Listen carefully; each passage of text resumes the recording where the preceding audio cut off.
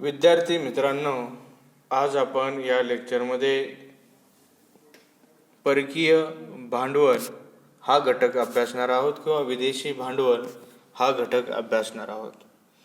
विद्यार्थी मित्रांनो, कोणत्याही देशाच्या आर्थिक विकासासाठी किंवा जगातील कोणत्याही देशाच्या आर्थिक विकासासाठी भांडवल निर्मिती हा एक महत्त्वाचा घटक बनलेला आहे किंवा भांडवल निर्मिती हा महत्त्वाचा घटक आहे.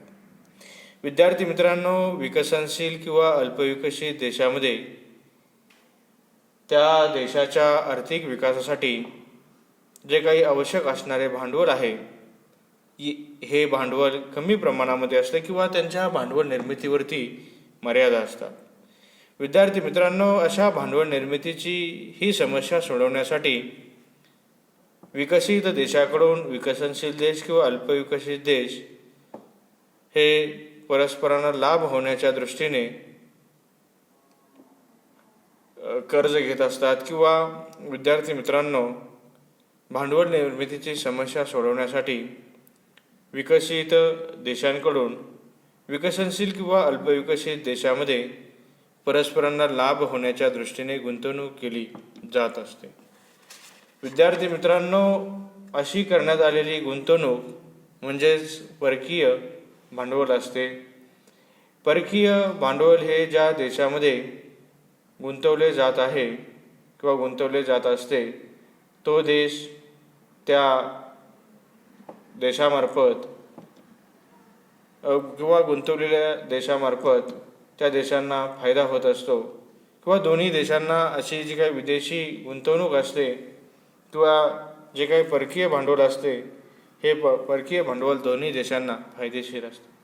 मग विद्यार्थी मित्रांनो, असे परकीय भांडवल जगामधील विविध संस्था असतील, सरकारे असतील, व्यक्ती असतील, असे वेगवेगळे गुंतवणूकदार असतील इत्यादीकडून किंवा यांच्याकडून अशी गुंतवणूक होत असते आणि त्याला असं परकीय भांडवल असे म्हटले जाते. मग अशा परकीय भांडवलाची आपण काही व्याख्या पाहू. विद्यार्थी मित्रांनो, पहिली व्याख्या आहे की एखाद्या देशामध्ये किंवा एखाद्या देशात जगातील वेगवेगळ्या देशातील संस्था, सरकारे, व्यक्ती, गुंतवणूकदार इत्यादीकडून प्राप्त होणारे भांडवल म्हणजे परकीय भांडवल होय. विद्यार्थी मित्रांनो, आपल्या परकीय भांडवलाची व्याख्या अशी करता येईल की एखाद्या देशामध्ये जे काही जगामधील वेगवेगळे देश आहेत किंवा वेगवेगळ्या देशामधील जे काही संस्था आहेत, सरकारे आहेत किंवा त्या देशाची सरकारे आहेत, त्या देशामधील व्यक्ती आहेत किंवा गुंतवणूकदार आहेत, या व्यक्तींकडून केली जाणारी जी काही गुंतवणूक असते किंवा या व्यक्तीकडून प्राप्त होणारे जे काही भांडवल असते ते भांडवल म्हणजे थोडक्यात परकीय भांडवल होय. विद्यार्थी मित्रांनो, आपण दुसरी व्याख्या पाहूत की परकीय भांडवल म्हणजे असे भांडवल की जे देशाच्या सीमेबाहेरील विविध देशांकडून, विदेशी संस्थांकडून, वित्तीय संस्थांकडून, विदेशी व्यक्तीकडून विदेशी चलनामध्ये प्राप्त होणारे भांडवल होय. विद्यार्थी मित्रांनो, परकीय भांडवल म्हणजे असंही म्हटलं जातं की देशाच्या सीमेच्या बाहेरील जे काही विविध देश असतात या विविध देशामधून किंवा विविध देशाच्या सरकारकडून किंवा विविध देशामधील ज्या काही संस्था असतात या संस्थांमधून किंवा विदेशी संस्थांकडून, त्याचबरोबर जे काही विदेशामधील वित्तीय संस्था आहेत या वित्तीय संस्थांकडून, त्याचबरोबर विदेशामधील ज्या काही व्यक्ती आहेत किंवा विदेशामधील गुंतवणूक करणाऱ्या ज्या काही व्यक्ती आहेत या व्यक्तीकडून विदेशी चलनामध्ये जे काही प्राप्त होत असतं किंवा विदेशी जे चलन जे काही प्राप्त होत असतं ते चलन म्हणजे भांडवल होय किंवा भांडवल असते. यानंतर विद्यार्थी मित्रांनो, आपण तिसरी व्याख्या पाहू या विदेशी भांडवलाची. एखाद्या देशामध्ये गुंतवणुकीच्या उद्देशाने विदेशी संस्था, देशाची सरकारे, व्यक्तीकडून येणारे भांडवल म्हणजे विदेशी भांडवल.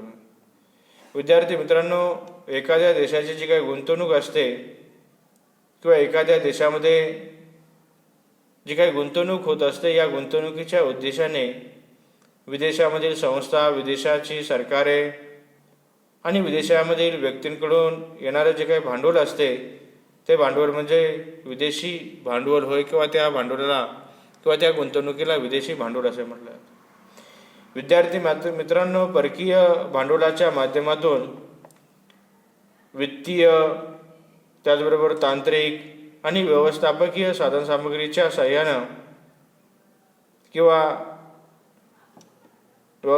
जी काही वित्तीय, तांत्रिक आणि व्यवस्थापकीय साधनसामग्री आहे याच्या माध्यमातून देशाच्या आर्थिक विकासाला हातभार लागत असतो किंवा परकीय भांडवलाच्या माध्यमातून देशाच्या आर्थिक विकासाला हातभार लागत असतो.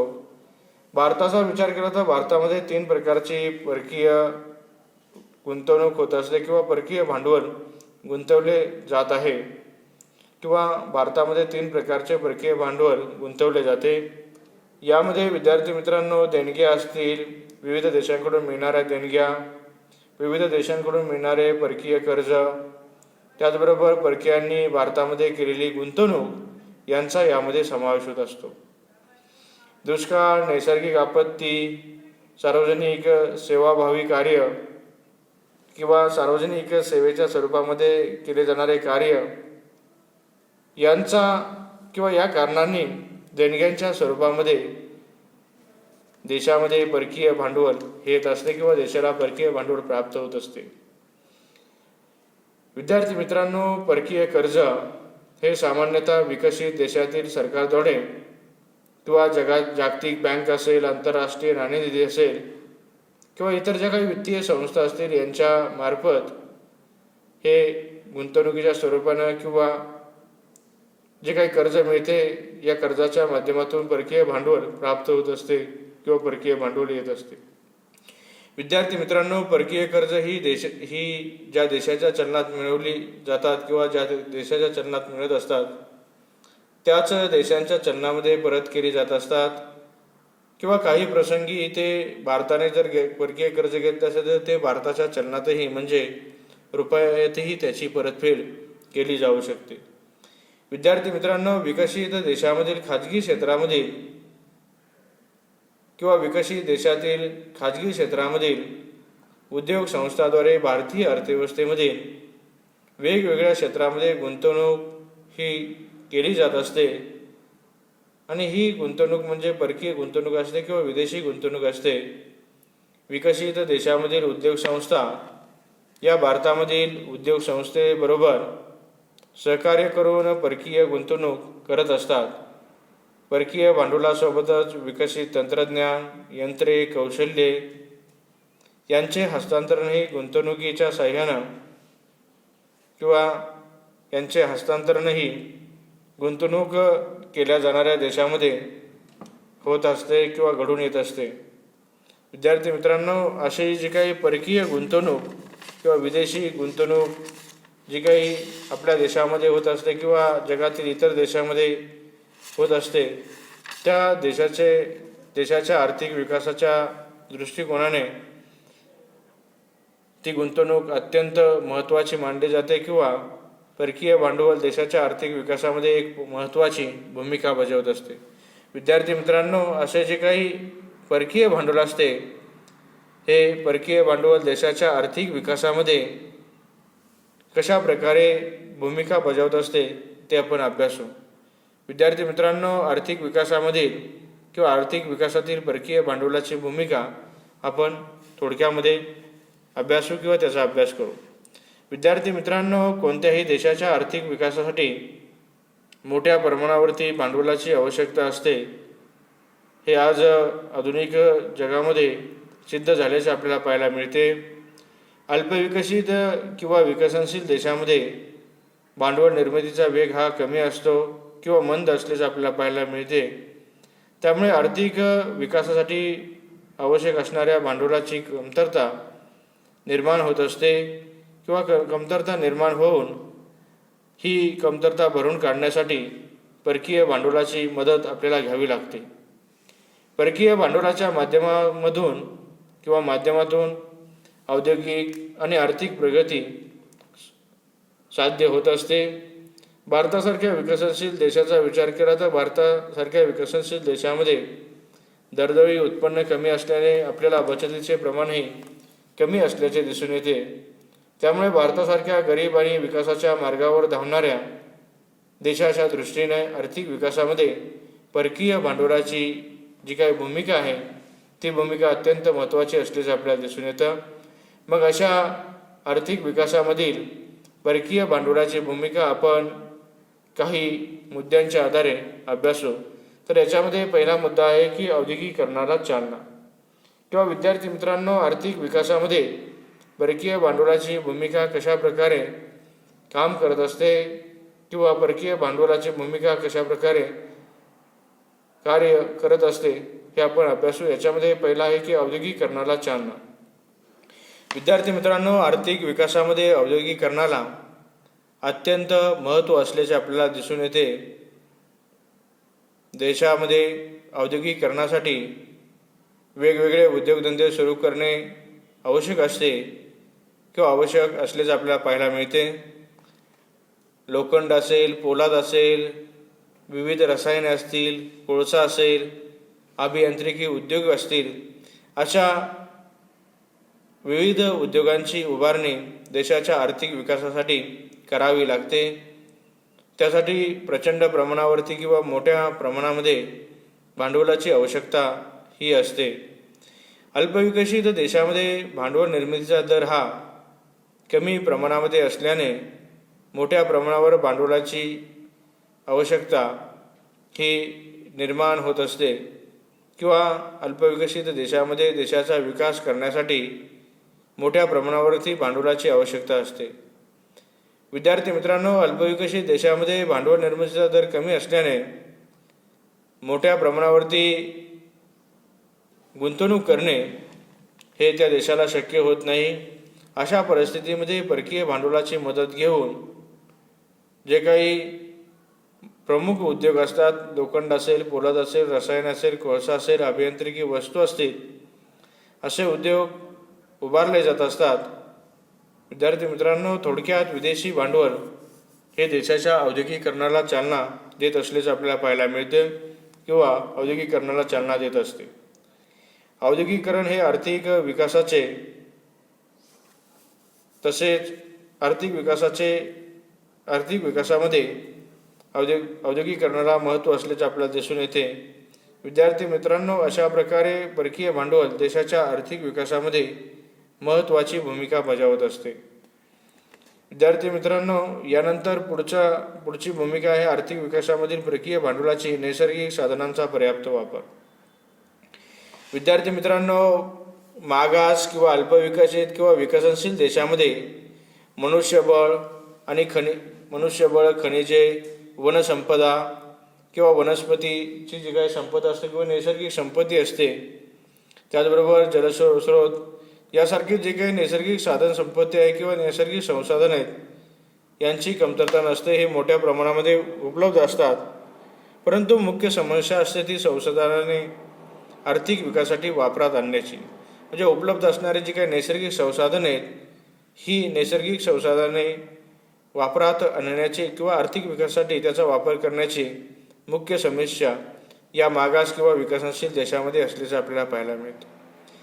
विद्यार्थी मित्रांनो, भांडवलाच्या उपलब्धतेअभावी ही संसाधने योग्य प्रकारे उपयोगात आणली जाऊ शकत नाहीत. परकीय गुंतवणुकीच्या माध्यमातून उपलब्ध झालेल्या भांडवलाच्या आधारे पायाभूत सुविधांचा विकास, उद्योगधंद्याची उभारणी, शिक्षण आणि तंत्रज्ञानाच्या सुविधांची उभारणी, खनिजांचा शोध इत्यादी मार्फत देशांतर्गत साधनसंपत्तीचा कार्यक्षमपणे उपयोग हा आपल्याला करता येतो आणि याच्यामधूनच देशाचा आर्थिक विकास साध्य करता येत असतो किंवा देशाचा आर्थिक विकास हा होत असतो. यानंतर विद्यार्थी मित्रांनो, आर्थिक विकासामधील परकीय भांडवलाची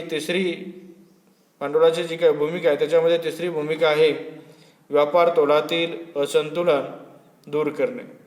विद्यार्थी मित्रांनो, अल्पविकसित देशांचा व्यापार तोल हा सतत प्रतिकूल असतो, कारण त्यांच्या उत्पादन क्षेत्राची उत्पादन क्षमता ही कमी असते आणि निर्यातीसाठी वाढीव स्वरूपाचे उत्पादन या अल्पविकसित देशामध्ये किंवा विकसनशील देशामध्ये होत नाही. यामुळं त्यांची निर्यात कमी राहत असते आणि त्या मानानं आयातीचा विचार केला तर आयात ही जास्त असते, त्याचा परिणाम आंतरराष्ट्रीय व्यापारामध्ये विकसनशील देशांना तोटा होत असतो आणि हा तोटा भरून काढण्यासाठी त्याचबरोबर निर्यात वाढीसाठी जी काही उपाययोजना असते ही उपाययोजना करण्यासाठी परकीय गुंतवणुकीची गरज निर्माण होत असते किंवा परकीय गुंतवणुकीचा उपयोग होत असतो. यानंतर आर्थिक विकासामध्ये परकीय गुंतवणुकीची चौथी भूमिका आहे सामाजिक विकासात सहाय्य. विद्यार्थी मित्रांनो, अल्पविकसित देशामध्ये आर्थिक विकासाबरोबरच सामाजिक विकासही मर्यादित प्रमाणात झालेला आपल्याला पाहायला मिळतो किंवा मर्यादित प्रमाणामध्ये झालेला असतो. अपुऱ्या उत्पादनामुळे जीवनावश्यक वस्तूंची अपुरी उपलब्धता, शिक्षण आणि आरोग्य सुविधांची अपुरी व्यवस्था, वीज आणि पाणी या जीवनावश्यक गरजांची अपुरी उपलब्धता यामुळेही जनतेचे राहणीमान आपल्याला निकृष्ट दर्जाचे पाहायला मिळते. अल्पविकसित किंवा विकसनशील देशामध्ये रोजगाराच्या अपुऱ्या संधीमुळे दारिद्र्यात वाढ होत असते. एकूणच त्या ठिकाणी जनतेचे असणारे जे काही राहणीमान आहे हे राहणीमान निकृष्ट प्रतीचं असतं, त्यांच्यामध्ये दारिद्र्य असतं, निरक्षरता असतं. यामुळं जनतेच्या सामाजिक विकासामुळे अडथळे निर्माण होत असतात. परकीय अर्थसहाय्य किंवा विदेशी मदत असेल किंवा विदेशी भांडवल असेल, त्याचबरोबर तांत्रिक मदत असेल, यांच्या माध्यमातून किंवा यांच्या मदतीमधून आर्थिक आणि सामाजिक विकासाच्या योजना राबवून जनतेचा आर्थिक विकास आणि सामाजिक विकास हा आपल्याला साधता येत असतो. यानंतर विद्यार्थी मित्रांनो, पुढची भूमिका आहे किंवा पुढचा पॉईंट आहे की दारिद्र्याचे दृष्टचक्र भेदणे. विद्यार्थी मित्रांनो, अल्पविकसित किंवा विकसनशील देशामध्ये किंवा हे देश दारिद्र्याच्या दृष्टचक्रामध्ये अडकलेले आपल्याला पाहायला मिळतात किंवा अडकलेले असतात. अशा देशांचे राष्ट्रीय उत्पन्न हे कमी असते आणि या देशांमध्ये लोकसंख्या ही मोठ्या प्रमाणामध्ये वाढती असते. परिणामी त्या ठिकाणी असणाऱ्या लोकांचे दरडोई उत्पन्न कमी असते. म्हणून अशा देशामधील बचतीचे प्रमाण ही कमी असते. अल्पविकसित किंवा विकसनशील देशामधील बहुसंख्य लोकांचे उत्पन्न जीवनावश्यक वस्तूवरतीच खर्च होत असते. बचत नसल्यामुळे भांडवलाची निर्मिती होत नाही, त्यांच्याकडून बचत केली जात नाही, त्यामुळे भांडवलाची निर्मिती होत नाही. अर्थव्यवस्थेच्या विविध क्षेत्रामध्ये गुंतवणूक करण्यासाठी पुरेशा प्रमाणामध्ये भांडवल उपलब्ध होत नाही आणि भांडवल नाही म्हणून प्रगती अशा देशाची होत नाही किंवा विकसनशील देशाची होत नाही. अशी विचित्र परिस्थिती निर्माण होत असते. दारिद्र्याचे असे दृष्टचक्र आर्थिक विकासातील एक सर्वात मोठा अडथळा असतो. परकीय भांडवलामुळे दारिद्र्याचे हे दृष्टचक्र भेदता येत असते आणि आर्थिक विकासाला एका प्रकारे चालना मिळत असते. म्हणजे एकाही परकीय भांडवलाच्या सहाय्यानं आर्थिक विकास साधता येत असतो. यानंतर परकीय भांडवलाचे आर्थिक विकासातील भूमिका आहे रोजगार निर्मिती. विद्यार्थी मित्रांनो, अल्पविकसित देशामध्ये औद्योगिक विकासाचा वेग मंद असतो. अशा देशामध्ये कृषी हा प्राथमिक व्यवसाय असल्याचे आपल्याला पाहायला मिळते. बहुसंख्य लोकसंख्या ही शेतीवरती अवलंबून असते. तंत्रज्ञानाचा अभाव असल्याने शेती ही फारशी प्रगत झालेली आपल्याला पाहायला मिळत नाही. परिणामी कृषी क्षेत्रावरती अवलंबून असणाऱ्या लोकांना किंवा नागरिकांना पुरेसा रोजगार उपलब्ध होत नाही. अल्पविकसित देशामध्ये लोकसंख्या वाढीचा दरही जास्त असतो. त्यामुळे बेरोजगाराची जी काही समस्या असते ही समस्या गंभीर स्वरूपाची बनलेली आपल्याला पाहायला मिळते. परकीय भांडवलामध्ये उद्योगधंद्यामध्ये गुंतवणूक करणे शक्य झाल्यामुळे रोजगाराच्या संधी वाढतात आणि बेकारीची समस्या काही प्रमाणामध्ये सोडवणे शक्य होते. परकीय भांडवलाच्या मदतीने सुरू झालेल्या उद्योगधंद्यामध्ये देशातील अतिरिक्त श्रमशक्तीला उत्पादन प्रक्रियेमध्ये सामावून घेता येत असते किंवा उत्पादन प्रक्रियेमध्ये त्यांचा सहभाग वाढतो. रोजगार उपलब्ध झाल्यामुळे लोकांच्या उत्पन्न पातळीमध्ये सुधारणा होत असते आणि त्याचा परिणाम आर्थिक विकासाला चालना मिळत असते. यानंतर विद्यार्थी मित्रांनो, विदेशी भांडवलाची पुढची भूमिका आहे बचतीला उत्तेजन. अल्पविकसित देशामध्ये दरडोई उत्पन्न कमी असल्याने बचतीचे प्रमाण कमी असल्याचे आपल्याला पाहायला मिळते. त्यामुळे अशा देशामध्ये भांडवल निर्मितीचा दर हा मंद असतो. भांडवल बाजाराचाही फारसा विकास झालेला आपल्याला पाहायला मिळत नाही. त्यामुळे परकीय भांडवलाची आयात ही करावी लागते आणि असे परकीय भांडवल प्राप्त झाल्यास वेगवेगळ्या व्यवसायामध्ये ते गुंतवले जाते किंवा गुंतवता येत असते आणि त्यामुळे लोकांना रोजगार प्राप्त होत असतो. उत्पन्न वाढल्याने बचतीचे प्रमाणही वाढत असते आणि या बचतीचे कार्यक्षमपणे संकलन करून किंवा ही बचत कार्यक्षमपणे एकत्र करून त्याचा पुन्हा गुंतवणुकीसाठी वापर करता येत असतो. म्हणजेच भांडवल निर्मितीचा दर हा वाढवता येत असतो. विद्यार्थी मित्रांनो, थोडक्यात सांगायचं झालं तर परकीय भांडवलामुळे देशातील बचती किंवा बचत वाढीस चालना मिळत असते आणि बचत वाढीस चालना मिळून अधिक प्रमाणामध्ये आर्थिक विकास हा घडवून आणता येत असतो किंवा घडून येत असतो. यानंतर विद्यार्थी मित्रांनो, पुढचा आहे चलनवाढीवरती नियंत्रण. विद्यार्थी मित्रांनो, चलनवाढीचा विचार केला तर चलनवाढ हा आर्थिक विकासामधील एक मोठा अडथळा असल्याचा पाहायला मिळते. अल्पविकसित देशामध्ये आर्थिक विकासाचा वेग वाढवण्यासाठी गुंतवणुकीचे प्रमाण वाढवले जात असते किंवा वाढवावे लागते. त्यासाठी तुटीचा अर्थ भरण्याचा मार्गही स्वीकारला जात असतो आणि अशा तुटीच्या अर्थ भरण्यामुळे विविध वस्तू आणि सेवांच्या मागणीमध्ये वाढ होत असते, परंतु त्या प्रमाणामध्ये पुरवठा वाढत नाही.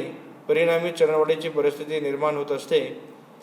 या चलनवाढीचा अर्थव्यवस्थेवरती विपरीत परिणाम आपल्याला पाहायला मिळतो. म्हणून त्यावरती नियंत्रण ठेवणे हे गरजेचे असते. विद्यार्थी मित्रांनो, परकीय भांडवलाच्या मदतीने वस्तूची आयात ही वाढवता येत असते. त्याचबरोबर परकीय भांडवलाची गुंतवणूक करून वस्तू आणि सेवांचे उत्पादन वाढवून मागणी आणि पुरवठा यांच्यामध्ये आपल्याला संतुलन प्रस्थापित करता येत असते आणि त्यातून चलनवाढीवरती नियंत्रण ठेवून आर्थिक विकास हा सुरळीतपणे आपल्याला चालू ठेवता येतो किंवा आर्थिक विकास पुढे चालू ठेवता येत असतो. विद्यार्थी मित्रांनो, परकीय भांडवलाच्या साहाय्यानं चलनवाढीवरती नियंत्रण ठेवून आर्थिक विकास आपल्याला वाढवता येत असतो किंवा या परकीय भांडवलाच्या आर्थिक विकासाला हातभार लागत असतो. यानंतर विद्यार्थी मित्रांनो, पुढच्या भूमिका आहे व्यवहार. आंतरराष्ट्रीय जे काही विदेशी भांडवल आहे या भांडवलाची किंवा परकीय भांडवलाची पुढची भूमिका आहे व्यवहार तोला सुधारणा. विद्यार्थी मित्रांनो, अल्पविकसित देशामध्ये उद्योगधंदे फारसे विकसित झालेले आपल्याला पाहायला मिळत नाहीत. देशातील वस्तू आणि सेवांची मागणी पूर्ण करण्यासाठी असा देश किंवा अल्पविकसित देश किंवा विकसनशील देश हा परदेशातील वस्तू आणि सेवांची आयात करत असतो. त्या मानानं त्यांच्याकडे निर्यात करण्यासाठी कच्च्या मालासारख्या घटकाशिवाय अन्य काही वस्तू आणि सेवा नसतात किंवा ज्या काही वस्तू आणि सेवा असतात त्या पारंपरिक स्वरूपाच्या असतात. मग अशा वेळी निर्यातीपेक्षा आयात जास्त झाल्याने किंवा निर्यातीपेक्षा आयातीचे मूल्य जास्त झाल्याने व्यवहार तोलामध्ये मोठ्या प्रमाणामध्ये तूट निर्माण होत असते आणि ही तूट भरून काढण्यासाठी परकीय भांडवलाचा उपयोग हा होत असतो. या परकीय भांडवलाच्या साहाय्याने देशातील उपलब्ध साधनसंपत्तीचा पुरेपूर वापर आपल्याला करून घेता येत असतो आणि देशाच्या औद्योगिकीकरणाचा वेग वाढवून उत्पादन वाढवता येत असते. त्याचबरोबर या परकीय भांडवलाच्या साहाय्यानं आयात पर्यायीकरण करता येत असते. त्यामुळे आयातीचे प्रमाण कमी होऊन निर्यातीमध्ये वाढ होत असते. परिणामी व्यवहार तोलातील जी काही तूट आहे ही तूट आपल्याला कमी करता येऊन आर्थिक विकास साध्य करता येत असतो. विद्यार्थी मित्रांनो, हे जे काही आपण मुद्दे पाहिले या मुद्द्याच्या आधारे आपल्याला थोडक्यात सांगता येईल की देशाच्या आर्थिक विकासामध्ये परकीय भांडवलाची भूमिका अत्यंत महत्त्वाची आहे. परकीय भांडवलाची जी काही देशांतर्गत कमतरता आहे ही कमतरता भरून काढता येत असते. प्रारंभीच्या काळामध्ये गुंतवणूक किंवा देशाच्या जे काही आर्थिक विकासाचा प्रारंभीचा काळ आहे, या प्रारंभीच्या काळामध्ये गुंतवणूक वाढवून देशाचा आर्थिक विकास करता येत असतो. परकीय भांडवलामुळे देशातील पायाभूत सोयी सुविधांचा विकास करता येत असतो किंवा विकास होत असतो. औद्योगिकीकरणाला चालना मिळून उद्योगधंदे वाढत असतात. औद्योगिक विकासाचा पाया भक्कम तयार होत असतो. रोजगार निर्मिती होऊन लोकांचे राहणीमान उंचावते. बचतीला चालना मिळून विकासासाठी आवश्यक असणाऱ्या भांडवल निर्मितीचा दर वाढतो. देशामध्ये संयोजन कौशल्य उपक्रमशीलता यांच्या वाढीलाही वाव मिळतो. यातून धोका जोखीम पत्करणारा कुशल संयोजक वर्ग तयार झाल्याचे आपल्याला पाहायला मिळते. आर्थिक विकासाचा वेग वाढवणे शक्य यामुळे होत असते. विद्यार्थी मित्रांनो, अशा प्रकारे देशाच्या एकूण आर्थिक विकासामध्ये परकीय भांडवलाची अत्यंत महत्त्वाची भूमिका असल्याचं आपल्याला दिसून येतं. किंवा देशाच्या आर्थिक विकासामध्ये हे जे काही परकीय भांडवल आहे किंवा विदेशी भांडवल आहे, हे अत्यंत महत्त्वाची अशी भूमिका बजावत असल्याचं आपल्याला पाहायला मिळते आहे. धन्यवाद.